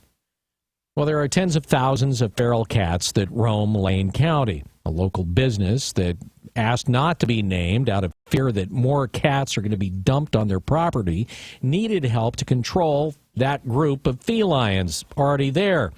No-Kill Lane County, with the help of WAG and the Feral Cat Coalition of Oregon, went about doing what they call a TNR on a colony of about 60 cats. A TNR was a trap, neuter, and return tactic. It's humane, and it's a fairly effective use of controlling the feral cat population. This weekend, they trapped 21 cats, putting up some for adoption at Nature's Pet Market. Tamara Barnes with No-Kill Lane County says funding for the TNR comes from a variety of sources. In this particular instance, the caretaker is providing funding. Often that's not really a source that's available. So we do lots of fundraising from the community. One of the concerns with the feral cats has to do with their effect on wildlife. Karen Krause is executive director of the Feral Cat Coalition of Oregon. Clearly, if cats hunt, there could certainly be an impact on wildlife. And feral cats come from pet cats who are let outside, who become stray cats who have a litter of kittens of feral. So all the feral cats' lineage goes back at some point to a pet cat. Obviously, reducing the number of cat births reduces the impact on local wildlife. Krause says there's around 10 cats or more left in this particular project to trap and fix. If you want to volunteer, make donations, you can email nokilllanecounty@gmail.com. It is 8:22. This Look at the News brought to you by Burrito Amigos, the friendly ones. You're up to date from KPNW. Wake Up Call Sports on News Radio 1120 KPNW. Hopefully you had a chance to watch at least part of the North Carolina Duke game last night. The scene was Chapel Hill's Dean Center. Amidst a sea of light Carolina blue, Coach K and the 20th ranked Duke Blue Devils rode in minus their star guard Matt Jones. Traveled down to the crew to take on the number 5 Tar Heels. Not only hung with them, but managed to get out of town with a win, 74-73. Tar Heels coach Roy Williams criticized and scrutinized his own coaching, not calling a timeout at the end of the game to get a good shot. Another heady rivalry happened in Tucson, Pac-12. Arizona Wildcats whipped up on the Arizona State Sun Devils 99-61. Number 3, Oklahoma lost to Texas Tech by a bucket. And number 4, Iowa lost to Penn State. The Ducks basketball teams take over Matthew Knight all 3 days of the weekend. One of the best basketball players ever to play at Oregon, Jillian Alene, plays perhaps her last 2 games at home, Friday and Sunday. There's a Civil War revenge game for the men sandwiched right there in the middle Saturday night. Speaking of wrapping up an amazing career, senior prep Peyton Pritchard of West Lynn, in the tail end of his career, high school-wise, the 2-time 6A Player of the Year, an Oregon recruit averaging 23.6 points a game, 5 rebounds, almost 7 assists, and 3 steals per game. He scored 45 against Lake Oswego in February. His Lions are going for their 4th straight title this year. Another prep story making news. Lincoln High varsity basketball coach Pat Adelman has been relieved of his duties for the rest of the season for his halftime tirade at a junior varsity game. He accused the players of being racist and that they were afraid to touch African-American players. He then allegedly made a few players touch 2 of their own players to prove they weren't afraid. One of Lincoln's star players, who happens to be African-American, defended Adelman and said nothing weird happened in the exchange. Pat, by the way, son of former NBA coach Rick Adelman. Wake Up Call Sports on KPNW News Time 8:25. KPNW weather brought to you by Mattress Mania in Albany, Eugene, Springfield, and Corvallis. Save like crazy. Storm warning for your Thursday. Cloudy with periods of rain. We're talking about a potential half-inch today. Also breezy with winds out of the south to southwest, 15 to 25 miles per hour. Gusts up to 40. Top temperature 49 degrees today with rainfall continuing into tonight. Your Friday looking wet as well, but Saturday looking decent heading into the weekend. Tune in to Real Estate Today, weekdays at 5:30 p.m. I'm Bob Nelson, co-host of Real Estate Today. Kurt Large and Evergreen Roofing is my go-to company if I need to understand a roofing system, how to maintain the roof, should it be replaced, and if it is to be replaced, what should be done.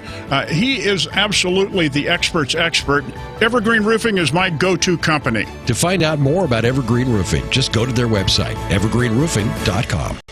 If you need to sell your home, listen up. Lars here to tell you about a real estate agent right in Lane County that takes the stress out of selling a home. I'm talking about Jeremy Parmenter of Keller Williams Realty. Jeremy has a marketing system for selling homes on a whole different level than anyone you're going to talk to in Lane County. Jeremy works with the top real estate developer in Oregon, and week after week, Jeremy attracts hundreds of buyers, which creates demand and helps your home sell fast and for top dollar. That's why Jeremy offers a home sale guarantee. If Jeremy can't sell your home at a price and deadline you agreed to, he'll buy it. Plus, it's risk-free. If he isn't doing his job after one day, you can fire him. But don't worry, you won't, because he outsells the average agent 8-1. If I needed to sell my home and lived in Lane County, I'd call up Jeremy. Call Jeremy today at 541-255-5685. That's 541-255-5685. And start packing. Tired of long wait times and high prices at your local boat repair shop? The Boat Dock LLC Marine Repair in Springfield has the fastest turnover. With state-of-the-art test equipment and on-site test tank, the jobs are done right the first time. From simple tune-ups and water pumps to complete repowers on all types of marine powerboats, the Boat Dock LLC is the shop to visit at 1252 30th Street in Springfield. A Better Business Bureau accredited business. Visit their website at eugeneboatrepair.com. That's eugeneboatrepair.com.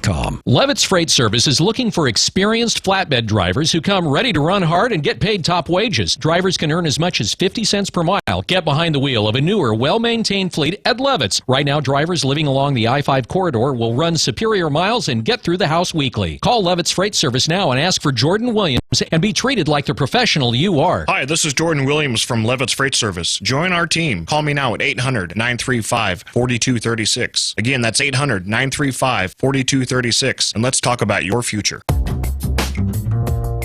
Northwest Burger inside the 5th Street Market features burgers so amazing they're an experience all their own. Freshly ground meat and local produce combined with the creativity of local chef Garrett Kirsch makes for a burger experience like no other. You'll get mouth-watering goodness in every single bite. Check out their menu and photos on Facebook. Northwest Burger, located in the 5th Street Market. It's not just a burger, it's an experience.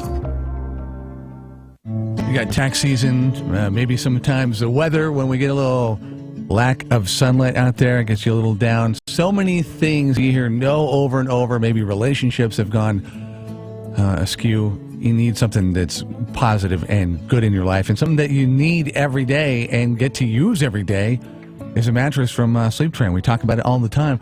President's Day sale going on right now. Special financing is going to be ending Sunday. To save on the big brands. $300 off Beauty Rest and Posturepedic. And this week only, going on right now, but not after, say, Sunday, 4 years interest-free financing on Tempur-Pedic and Beauty Rest Black Hybrid. a Sleep Train exclusive on approved credit with up to 48 equal monthly payments required. You are going to see a change, maybe gradual, maybe subtle. I have a feeling it's going to be drastic. That first night when you wake up and you feel like $1 million, you're going to thank Sleep Train and, of course, the boys that brought you the message. So head on in. It's Sleep Train. Get a good night's sleep. If you don't go in there, you will get a horrible night's sleep. I'm just saying. Albany, Corvallis, Eugene, and Ladies and Springfield. gentlemen, we are experiencing technical difficulties. Please stand by. The Wake Up Call on News Radio 1120 KPNW.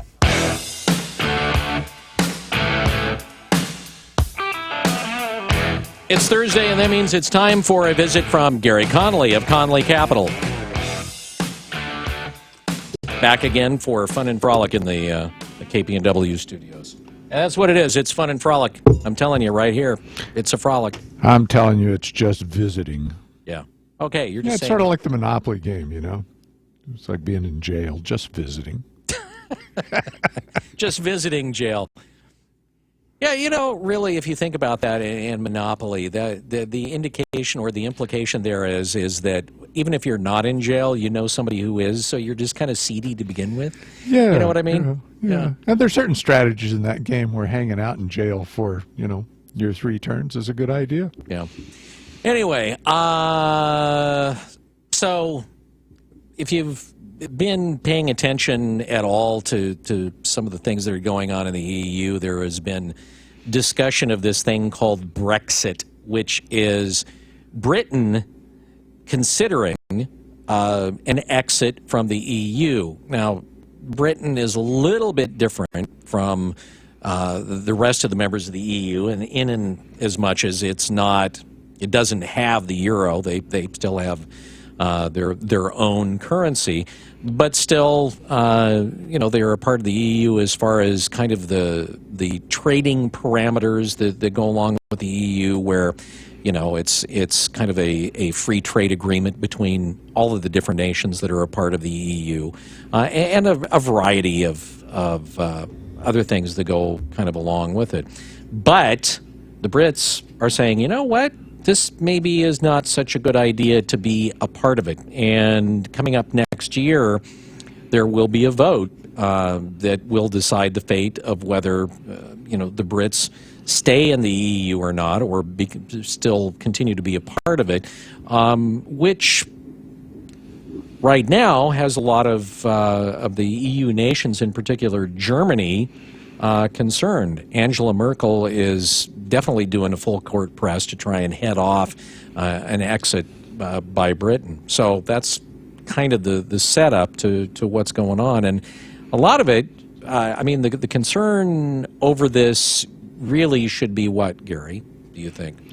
Well, I think the concern is really over the survival of the European Union, which is kind of an unnatural union in the first place because the countries are so different. I mean, it presumes that you've got one territory and everybody's lined up the same way, and one market, and that you can move across borders, both money and people and labor, which you can at this point in a seamless way.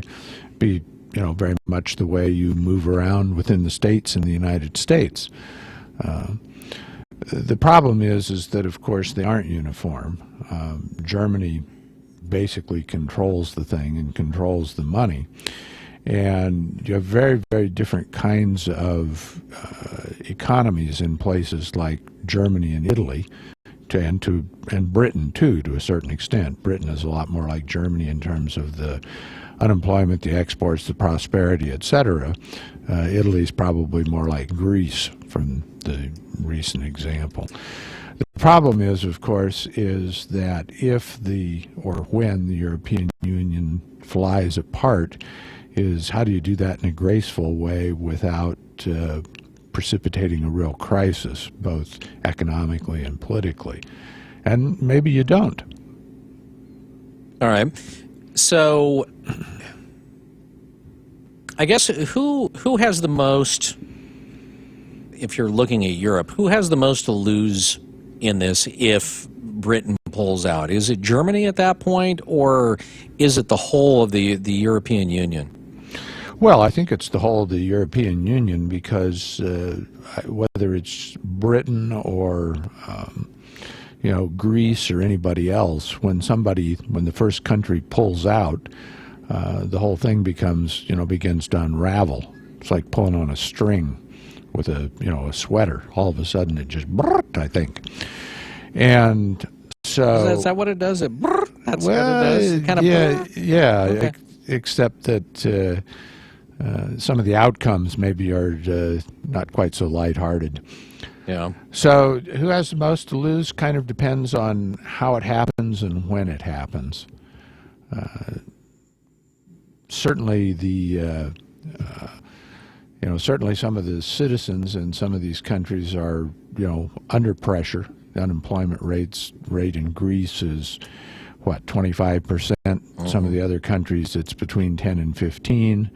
I don't remember what it is in Germany. In Britain, it's about 5.5% at this point. So, very, very dissimilar kinds of economic situations. And the other thing is that certainly there's not common language, there's not common history. The common history is one of conflict, not cooperation. Yeah. How does you think about it, okay, so you have all these nations and they have a common currency with the notable exception of being the British. They have this common currency. If the thing falls apart, how do they go about, changing all of these euros back to the drachma, the what have you? How do they even the lira, the right. Deutschmark, all of that? The French franc, how do they, etc. How does it seems like somewhere along the way a lot of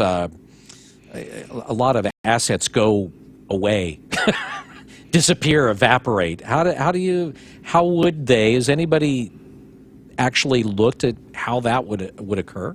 Well, I'm sure somebody has looked at how that would occur. I have no idea, except that I would guess that it would be traumatic and convoluted. The thoughts about the Greeks going back to the drachma, you'd have a big deflation in deposits, you'd have a big inflation in the economy. After you got through that pain, they might actually be better off. They'd be, a lot of Greek economy is tourist-based. It'd be cheaper to go there, et cetera, et cetera. You begin to get someplace like Italy, and that's a lot more complicated. One, because it's a lot bigger, another because the economy is a lot more diversified. And yet the Italian economy right now is very much under pressure, and the Italian banks are experiencing problems which might get a lot greater. Mm-hmm. And the difference between that and the economic crisis periods that have happened in Britain over, let's say, over the last 30 years or so, is that the Italians don't have any money that they have control of. Right. And so they can't print money and print their way out of the problems. Whereas, as we said, the British still have the pound, and therein lies a huge, huge difference. The issues are really, I think, sovereignty, the individual nations. And at the moment, the other issue is what are we going to do with all these immigrants that are pouring in from the Middle East, both legally and illegally, and who's going to take how many of those? And that's a problem for the British at this point also, is that they don't have a lot of control or no control over these over a lot of these rules. And so they might actually be better off if they were out of the EU. What kind of effect does that have on the world markets, though? You have the EU, and it disintegrates, or order in an orderly manner, even if it disintegrates. What kind of effect does that have on the rest of the world market? Or maybe a not so orderly manner. Yeah. Well, I think the effect it has is causes a certain amount of chaos and negativity. Causes uncertainty. Markets hate uncertainty, so that means that things... Because everybody's afraid. Well, I mean, yeah, that's right. I mean, it's they tend to behave differently. Psychologically, the markets are basically like manic depressives, and so and always have been. So mood swings. There's even a character called Mr. Market who, on any given day, if he's feeling very manic, meaning stock prices are very high, will pay you way too much for your share of the business if you choose to sell it to him, because remember, the stocks represent businesses. At other times, when he's in a depressive state or the markets are, in the tank, he will sell you his share of the business, sometimes at, very cheaply. Yeah, pennies on the dollar. So I think what happens to the markets, which is what you ask, is that you have a huge amount of uncertainty, and that typically causes prices to go down. If you've got cash at that point, then that becomes an opportunity. Now, is this likely to happen anytime soon? Well, the vote in Britain is in 2017. Assuming that they get out, what rolls out after that's kind of hard to say. Not only the details are impossible to say, but also over what time frame. What's the takeaway? Oh, I think the takeaway here is that you have to keep an eye on the EU. You have to assume that eventually that it's going to come apart in some way or another. And that when that happens, it will be both, depending on where you are and who you are, it'll have winners and losers to the proportion of disasters, and there'll really be a lot of money to be made. But I don't know whether that's in 2017. I don't know whether it's in 2020. I don't know whether it's in 2030.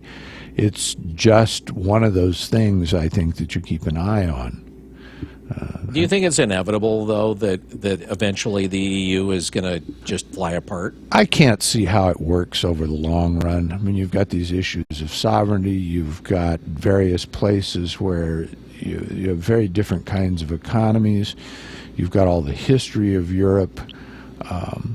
Let's look at banks, for example. The banks in Italy are under pressure at this point. Do I have, a couple minutes left? Or yeah. Okay. Well, we maybe should save the details of that for next time. But the banks in Italy are under pressure. And the EU has come up with rules for what are called bail-ins instead of bailouts, which means that before taxpayer money or government money could be spent to bail out the Italian banks, the stockholders and the debt holders and maybe the depositors have to put money into the kitty. Yeah, would have to lose their money or put money into the kitty first. And that actually is very, very different than a bailout where everybody is saved.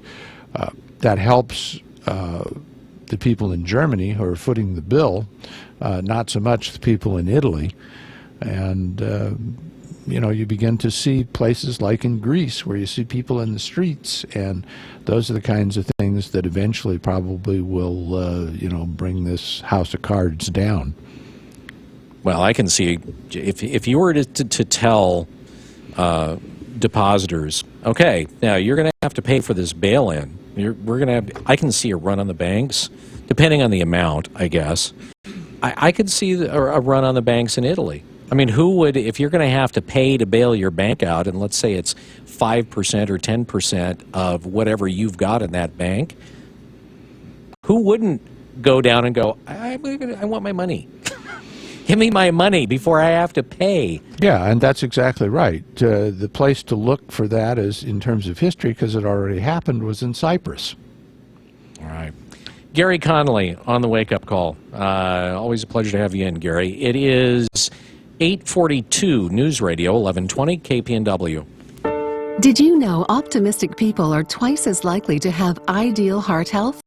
Now is a great time to feed your optimism. Reach out to someone who inspires you to stay healthy. Snap a picture together and share it on Facebook with the hashtag HeartHappy. For more tangible help to live heart healthy, let Peace Health be your partner. We offer screenings, expertise on healthy eating and exercise, tobacco cessation, and more. Visit peacehealth.org/heart to learn more. I'm Isaac Jackson at Jackson Jones Law Office. At our office, we represent people who have lost everything because of someone else's bad judgment. When someone takes something close to you, your health or a loved one, the right lawyer can help you walk through the stress, get the medical bills paid, and if needed, stand up and fight on your behalf. Our philosophy is simple. We start by meeting with you to give you a straightforward assessment of your case. Once that's done, we'll talk about what it means to hire a lawyer, whether it makes sense to try to get a settlement without a lawsuit, or whether we think it will take a fight. Our office specializes in wrongful death cases, accidents involving drunk drivers, and victims in violent car accidents. We want to help you move on, but if we need to, we will stand up and we'll fight for you. Call me, Isaac Jackson, at 541-556-9797. Let's have a conversation. At Jackson Jones Law, we understand that everything can change in a second. If that's you, let us help you walk through this difficult time. Again, call me, Isaac Jackson, at 541-556-9797 at Jackson Jones Law. What do you call a certified pre-owned BMW? The ultimate driving machine. And now, with select certified pre-owned BMWs, you'll receive 1 year of complimentary maintenance, ensuring the ultimate driving machine stays that way. Visit your local BMW center today to enjoy legendary performance for less than you think. BMW, the ultimate driving machine. Offer valid through February 29, 2016. Some restrictions may apply. Visit bmwusa.com/CPO special offers for details. Financing and leasing available by BMW Financial Services. Visit BMW of Eugene, also online at bmwoofeugene.com. Living the life of a small business owner is hard and full of unexpected challenges. For example, I started my business 29 years ago in the basement of a factory without heat. Instead of customers, my first office visitors were flies, birds, rats, and snakes. It was a rough startup. I almost didn't make it. But I hung in there, and today I have hundreds of employees. Hi, I'm Mike Capel, founder and CEO of Patriot Software. If you're a small business owner, I'm sure you have plenty of stories just like mine. I'm also sure there are two things you don't have plenty of: time and money. That's why I built Patriot Software, to give you a payroll solution that lets you keep your time and money. Our payroll starts at just $10 a month. It's easy to use, there are no long-term contracts, and if you need help, we will help you for free. Just go to patriotsoftware.com and enter promo code 4000, and I'll give you 2 months of payroll processing free. That's patriotsoftware.com, promo code 4000. KPNW weather with Chris Nation. Brought to you by Mattress Mania, where you save like crazy. To describe your Thursday in a couple of words: cloudy, wet, and windy, with winds up to 25 miles per hour, gusts up to 40 miles per hour. Top temperature 49 degrees. Rain continuing into tonight. Overnight dip down to 44 degrees with light at the end of the tunnel. A beautiful looking Saturday on the horizon.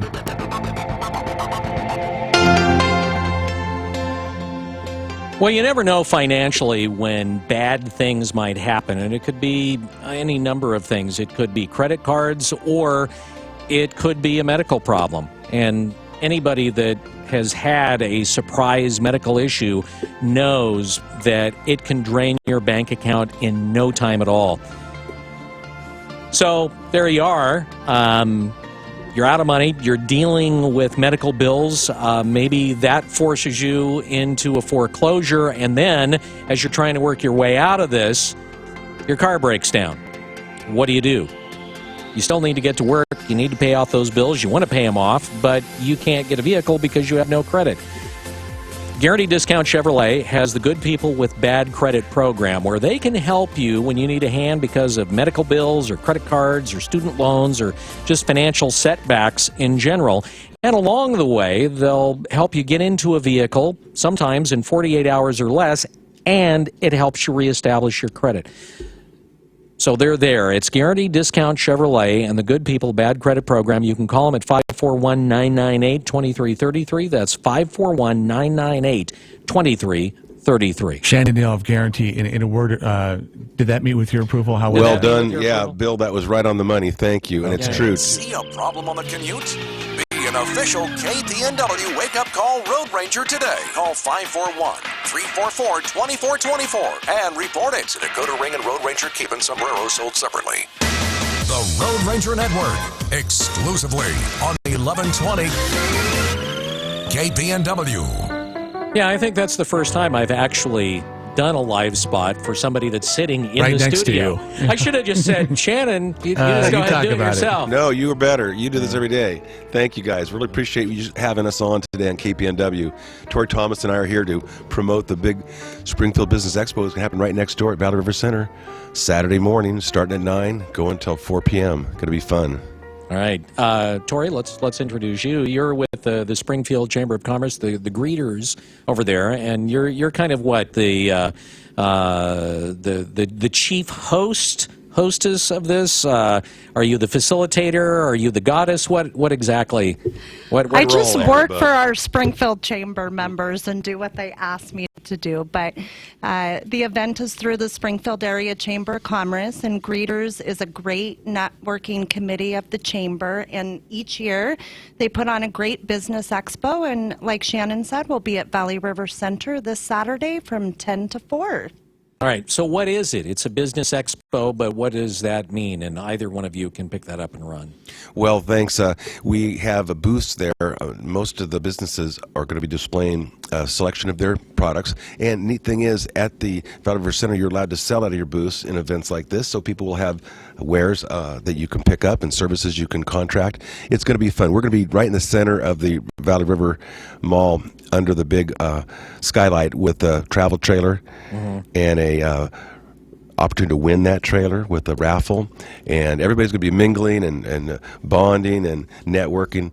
And for those that may not have plans on Saturday, come on down. It's going to be a lot of fun. There's a lot of free samples, a lot of entertainment mixed in with this, and it's kind of fun to be over in Eugene from the Springfield side. And another neat point is you don't have to live in Springfield, have your business in Springfield to be part of Springfield Greeters. A ton of businesses are from Eugene, Junction City, Crestwell, Cottage Grove that like the style that Springfield has. Their output and their attraction and willingness to network and help each other and bootstrap is really cool. Shannon, can you talk about some of the businesses that are going to be out there? Give kind of a absolutely. Yeah, example. actually. Todd's Auto Body is going to be one of the sponsors. They're going to be dead center with the hot rod out there to show off the kind of things that they do. We're going to have insurance companies. We have Guarantee Chevrolet. Guarantee's going to be there. Wow. Absolutely, believe it or not. You can hardly believe it. That's it. But we have nutrition experts from Pearson Health and Nutrition. We have beauty companies represented, real estate, healthcare, all the categories. And the neat thing is, just using each other's services, I'm spending a good part of my monthly output with companies I've got to know and like doing business with. And once you build a relationship, doing business with others is easy, and it's also comfortable and safe. Overall, Tori, how many businesses are going to be a part of this business expo that's coming up? So we've got about 60 businesses, and as Shannon said, we have a really wide variety of businesses, and I think it's really fantastic. In this day and age, it's great for people to know the people that they do business with. So to have the opportunity to come out to Valley River Center and get a chance to meet your local business community is really fantastic. You come to Valley River Center to do some shopping, but you're going to encounter so many different types of businesses on Saturday and pick up business cards, and maybe you don't need something right now, but let's say 2 months from now you need a chiropractor or someone to fix your car, or you want to buy a travel trailer.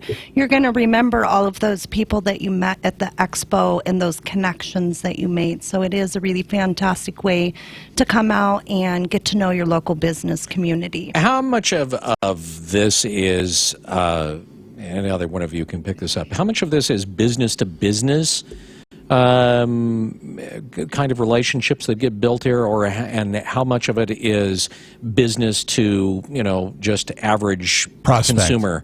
Yeah. So before the expo, we have time to do business-to-business networking, but this expo is really geared more toward the public. We really want to get the public in there and give them the chance and opportunity to get to know their local business community. So you get the best of both worlds as a business. You get your business-to-business networking, and then you get your networking with the public. Absolutely. It's kind of neat, Tori, that we're able to do both at the same time, too. And there are more neat people in the Springfield business community, which is folks from all around, too, that will come together and show off their best wares. So it's going to be a lot of fun.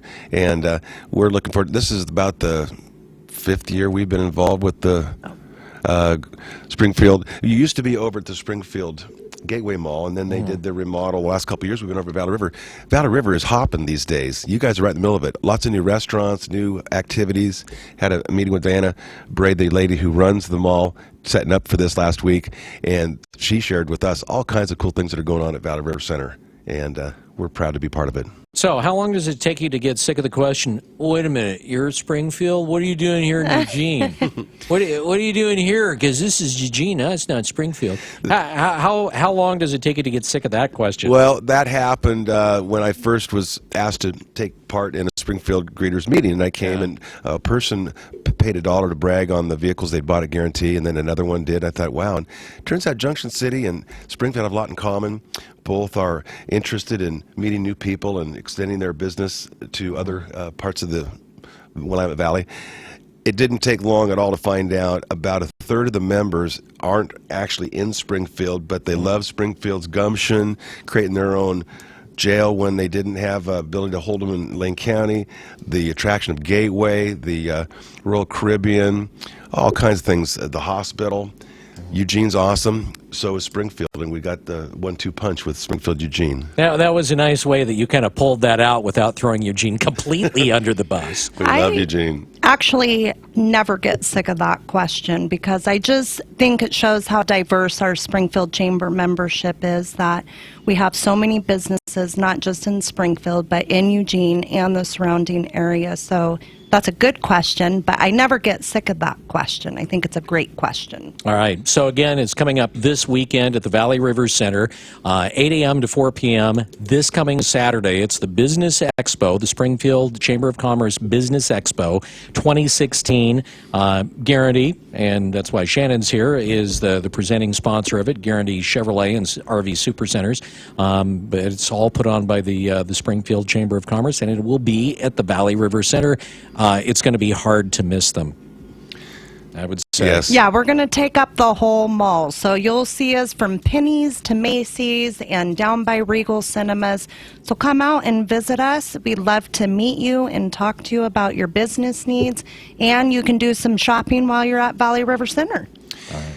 We'd like to thank Bill and Rob for helping us promote the event, and the KPNW listeners are all invited. All right.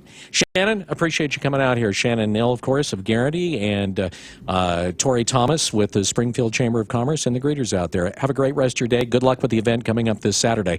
That is pretty much a wrap for us. It is 8:56. Have a great day. We'll see you tomorrow morning here on KPNW. Northwest Burger inside the 5th Street Market features burgers so amazing they're an experience all their own. Freshly ground meat and local produce combined with the creativity of local chef Garrett Kirsch makes for a burger experience like no other. You'll get mouth-watering goodness in every single bite. Check out their menu and photos on Facebook. Northwest Burger, located in the 5th Street Market. It's not just a burger, it's an experience. Are some rooms hot while others are cold? Is mold an issue? I'm Josh from Josh Lowe's Dr. Energy Saver. We'll provide a free home comfort and energy evaluation. Find the causes of these problems and fix them. Call Josh Lowe's Dr. Energy Saver today at 248-1173. That's 248-1173. Or online at OregonEnergySaver.com. Josh Lowe's Dr. Energy Saver. We fix uncomfortable homes. Your pharmacy says you give flu shots here? Yes, that's right. I'm only getting it because my wife says I have to. Well, you have a very smart wife. I know. She never lets me forget that. Is it going to hurt? Oh, you may feel a little something. Before this, I didn't get a flu shot because I thought I'd get the flu. Well, that's really an old wives' tale. It used to happen when the shot contained live virus, but it's pretty much synthetic. Look, can we just get this over with? Well, I just want to tell you that you should be very proud of yourself by getting a flu shot. Yeah, she says I got to have that. Well, you're helping us prevent the spread of disease, and that's really community-minded. Enough with the small talk. Just do it. All right, first off, you have to stand up and pull up your pants. You are mooning everyone behind you. Oh, it doesn't go in my... No, it does not. Sorry about that, folks. Actually, I don't mind. This message is brought to you by Ears, because the Eugene area radio stations believe that supporting a healthy community makes a strong community. For flu shot information and low-cost flu shot locations, contact